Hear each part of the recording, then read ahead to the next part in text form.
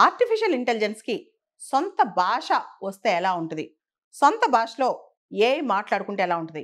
మానవులకి అర్థం కాని లాంగ్వేజ్ ఏఐ డెవలప్ చేసుకుంటుందా? దీనికి సంబంధించి God father of artificial intelligence AI పితామహుడు జెఫ్రీ హింటన్ ఒక హింట్ ఇచ్చారనమాట.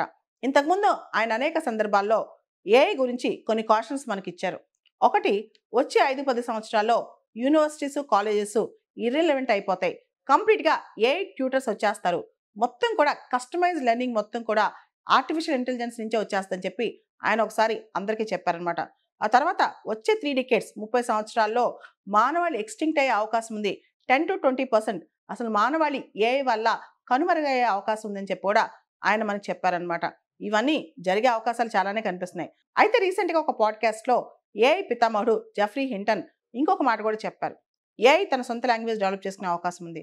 ఆల్రెడీ ఏఐ మానవులకు అర్థం కాని కొన్ని లాంగ్వేజ్ డెవలప్ చేసుకుంటుంది. టాస్క్ టు టాస్క్ పనిని బట్టి, ఆ ఎగ్జాక్ట్ పర్పస్‌ని బట్టి కొన్ని కోడ్ వర్డ్స్ మాట్లాడుతుంది. ఇప్పటి వరకు కూడా ఏఐ అనేది ఇంగ్లీష్‌లో ఆలోచిస్తుంది. ఇంగ్లీష్‌లో మనుషులతో కమ్యూనికేట్ చేస్తుంది. అయితే ఇంగ్లీష్‌లో కూడా కొన్ని షార్ట్ కట్స్, కొన్ని కోడ్ వర్డ్స్ మొదలెట్టేసింది.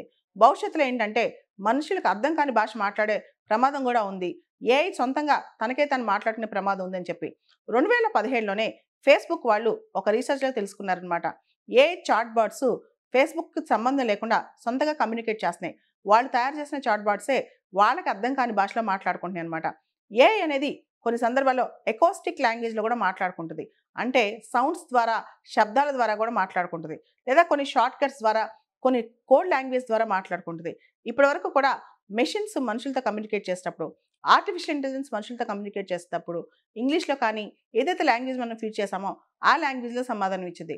కానీ ఇకపైన ఏఐ సొంత లాంగ్వేజ్ అంటే ఏఐ కూడా చాలా వేగంగా ఇవాల్వ్ అవుతుంది. వృద్ధి చెందుతుందనమాట.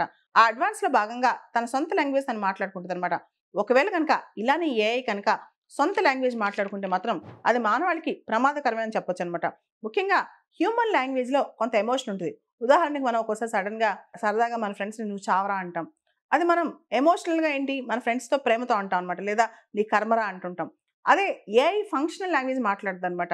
లిటరల్‌గా ఏఐ "నువ్వు చావరా" అంటే చావరా అని అర్థం వచ్చుద్ది. సో, చంపేసినా చంపేయొచ్చనమాట.